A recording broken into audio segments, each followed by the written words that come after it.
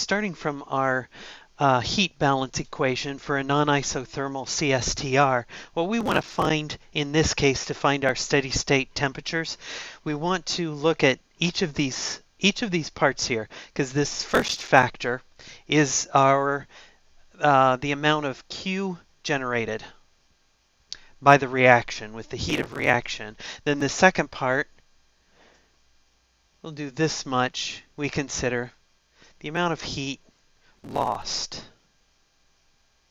in the reaction, and in this case there is no additional Q either added or lost. So looking at each of these two, in order to find our steady state, we want the two that will be equal. So let's go ahead and break this up into two separate equations that we can set equal to each other. So with the Q gen, this equation is now going to be for the reaction minus K, Ca, first order, and then the heat of reaction, HR, and then we also have our VR. Now for our values for the Ca, in this case is going to be Ca is equal to the Ca of feed divided by 1 plus K tau. So in this case then the K value that we've been given, our K equation, is equal to K naught E to the minus capital E divided by temperature. And then of course tau is equal to our volume divided by our flow rate.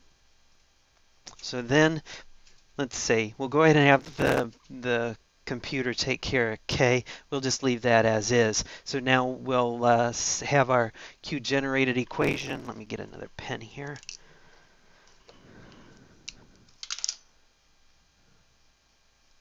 Now becomes minus K CAF delta H R VR, and all of this divided by 1 plus K tau. Now let's just double check. I should double check my units here, because that's often where you can make an error. So for our K value, that's per second. And then the CAF, the concentration of the feed, is given in the problem in K moles per cubic meter. We've been given the heat of reaction in joules per K mole. And our volume is given in cubic meters. And then double check, let's see, because then with the K, that's in per second.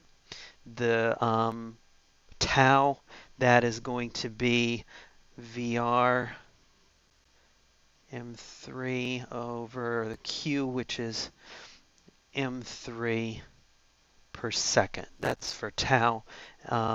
That's for K. So these all cancel out, giving us down to joules per second. Good. So we can compare that then with our Q loss. Now for our Q loss equation, we have our flow rate.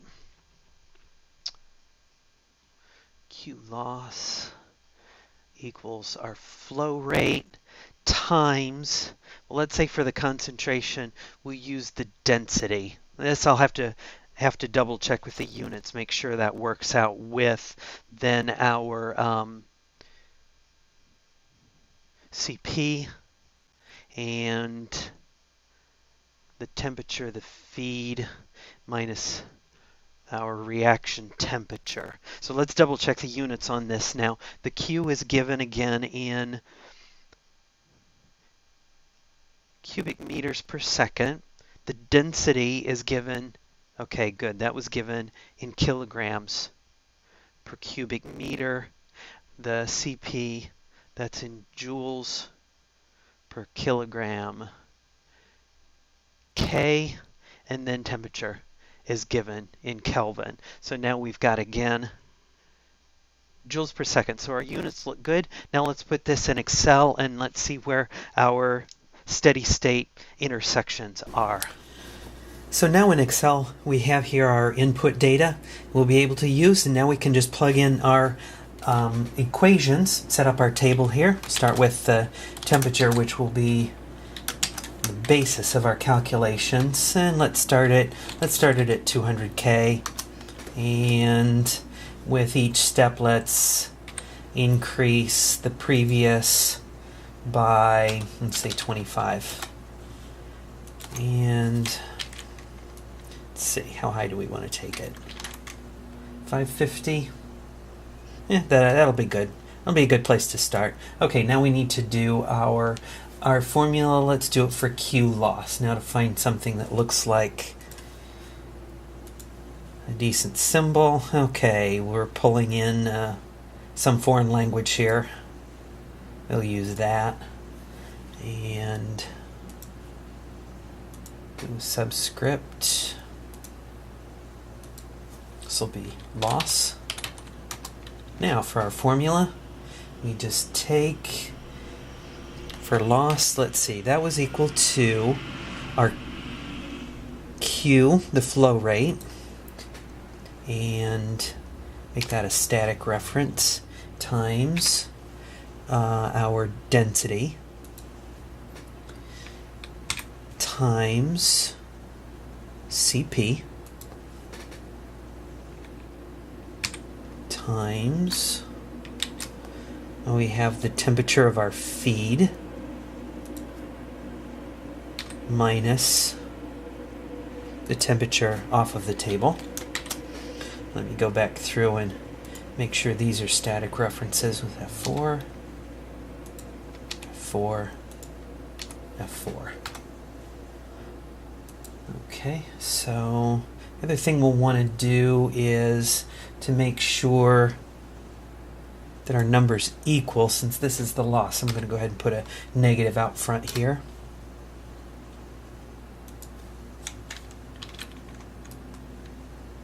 And we'll paste the same formula through for each of these temperatures. Okay, now we need to do our the Q generated. Before that, I'll go ahead and do the K values separately. So with that, then the formula for the K value was equal to our K naught, which we have over here, static, times, this is then exponent of our negative, let's see, it used, the E value up here, and that's going to be divided by the temperature in Kelvin. Okay. Copy and paste this through. Oops. This is what happens when you make a mistake in your reference. This I need to have as an F4. Let's try this again. Better, much better. Okay, now we'll do our QGen. Just copy this.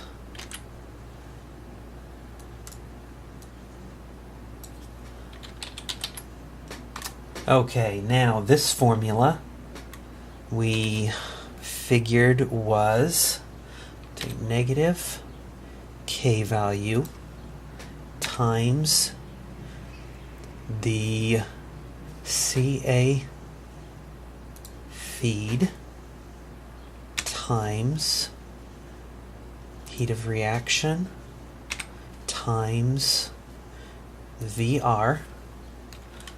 Now this is divided by, we have the sum of 1 plus the K value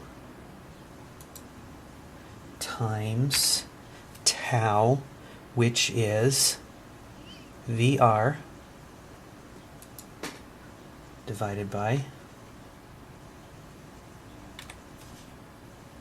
QF. Okay, now I'll go through and do my, this needs to be F4, F4, F4, F4, F4, and F4. So that's everything except the K value is static reference. I'll take this, copy, and paste this down through. Oops. Okay. This should not be. Okay. Let's try this again. Okay, that looks a little bit more right. Yeah, that's what we need. Got to make sure that our K values are not static and the others are static. Okay, that's looking good now. And now let's go ahead and set up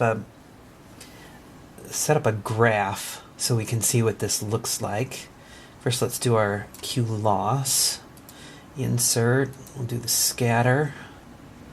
Do straight lines. Okay. Now let's do the same thing with the gen. Let's come in here and do select data. Now we want to add. So we'll call gen 1. It's our x values there. And our y values in the gen. And let's change the name here. Let's call this Q loss. Okay, let's see what we have. Okay, this is looking right. Now we can see here we have 3 intersection points. I have more points on here than I need. Let's go ahead and just start this at, let's make this 250 instead. And then we really don't need anything above 500.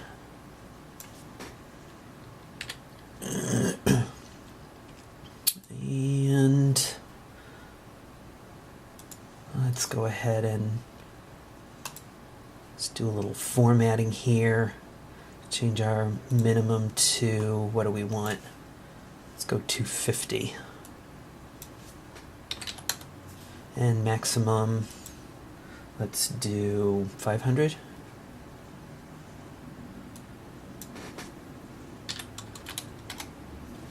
Okay, so now we can see we've got an intersection here close to 300, close to 350, and close to 450. So let's get it a little more exact here. Looks like it's going to be, boy, that's so close to 300.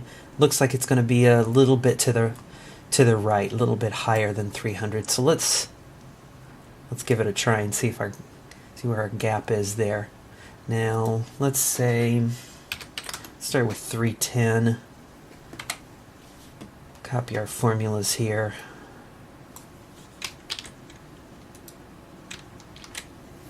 Okay, well, that we can see is too far. But let's go ahead and use Solver to work this out for us. Where the exact intersection is between our Q loss and Q gen. And let's see, the default setting here is not particularly helpful, so we'll just go ahead and put it over here and say we wanted a minimum. Now, what we'll be changing is the temperature. We want it subject to the constraint, or Q loss is equal to Q gen. Okay? Now, let's solve it. Let's see if I set this up right. How does it look? Well, yeah, that falls really close to 300, just a little over 300K for our first one. And we'll go ahead and keep that. So that's looking good. Now the next one is right here around 350. Which side is it going to be on? Let's say it's a little bit lower than the 350. So I'll go ahead and put a gap in here. Let's try it at 340.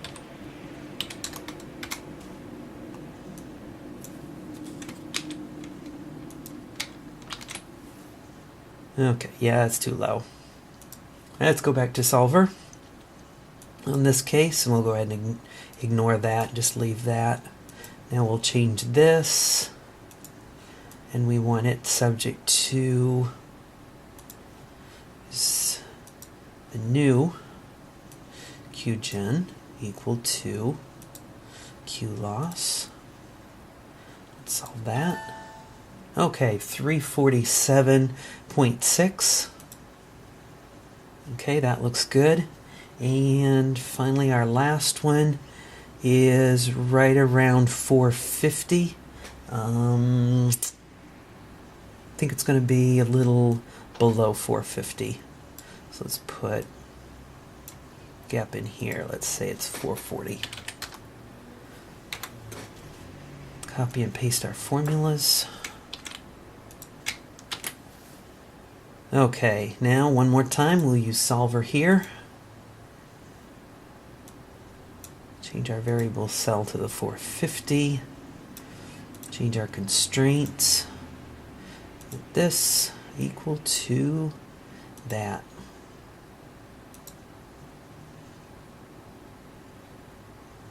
Solve it. How's it look? Yep, they're equal to each other. That looks good. Okay, so now it's given us our conclusion that we have our three intersection points here where QGen equals Q loss at 300.4, 347.6, and 445.1, each of these in Kelvin. When we have a multi-steady state CSTR like we have here, the normal situation is a case of where with our three intersections, the top one's going to be stable, the middle one is unstable, and the bottom one would be considered stable. The way we can see how this would work is by examining what the graph is doing at each of these points, because with our top point here, we notice that if our temperature is to go higher, we now have more Q loss is greater than our QGen, which is going to put pressure for the temperature to drop back down to our equilibrium point. The same then if we're here, if our temperature begins to drop, then now we have the situation where the QGen is greater than the Q loss. And in this case then, you're going to have more Q, so that's going to want to push the temperature back up. So this is considered a stable point, because any of these changes is going to try and come back to equilibrium. However, down here, although the point is in equilibrium, the problem that we see is if our temperature rises a little bit, we now have a situation where QGen is greater than the Q loss. And so now what we have is the temperature is going to want to continue to increase. So this isn't a stable situation. Similarly, if our temperature begins to drop, we now have the situation where our Q loss is going to be greater than our QGen, and that's going to make the temperature want to continue to drop even further. So then the bottom point is again a situation much like our top point, where in this case it's wanting to force back to this equilibrium point, and here again we have a case of where our QGen is greater than the Q loss, and this is going to want to push it back up. So this one of course is stable, but typically now you're getting at this low point where you're really not getting the yield that you want. So typically this is the greater point, and the problem, in order to avoid problems with these other points, is to change the intersection point here. For example, if we take the blue line and we bring it further over this way, we'll see that we now have just one intersection. Otherwise, if we change the slope of the blue line, we can do that. And so we can look at the data in Excel and see how this Now with happens. this, what if we don't like having the 3 intersection points now? Since we have our data in here, we can go ahead and just play with it a little bit. What would happen if, instead of feeding it at 298K, if we bump this temperature up and say we're going to feed it in, let's say we feed it in at 350. Let's see what it looks like after we do that. Oh, we can see now our intersection point has gone way up here, and we really don't need to have it that high. Let's back it off to... So there we have one intersection point. Now it looks like it's around 475, and it should be stable up there. The other thing that we could do instead, let's go back to where it was. And if we change our flow rate, if we drop the flow rate in half, see what happens now. Okay. So this gives us a little different look, and actually our numbers are changing. Let's drop it a little bit more.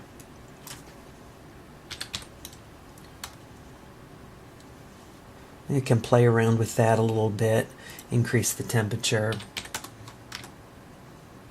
So there's the two things that we can play with in order to make sure that if we need to make sure that there is only one intersection point, that it is where that we can control it.